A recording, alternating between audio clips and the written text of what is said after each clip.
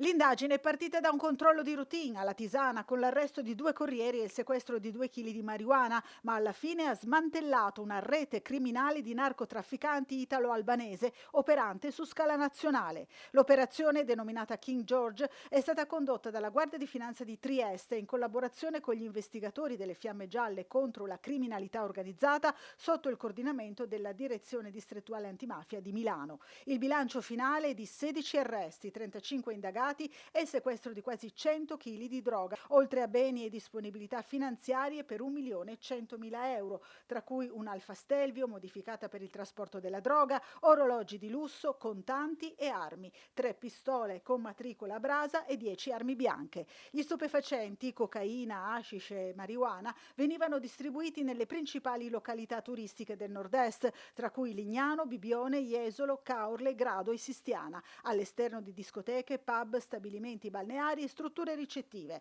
Le basi logistiche erano in diverse province della Lombardia e in Toscana, i canali di approvvigionamento lungo la rotta balcanica. L'indagine si è sviluppata attraverso pedinamenti, appostamenti, intercettazioni audio e video e attività tecniche, facendo emergere un'organizzazione strutturata che utilizzava piattaforme di comunicazione criptate, sostituiva continuamente i telefoni cellulari, le schede SIM e le autovetture per eludere i controlli. La droga veniva stoccata in appartamenti e garage intestati a prestanome e poi distribuiti da una rete di corrieri, cosiddetti cavallini, incaricati di rifornire sia le piazze di spaccio lombarde sia le località turistiche dell'Alto Adriatico. Gli investigatori hanno inoltre scoperto una serra nella campagna pavese destinata alla produzione di marijuana.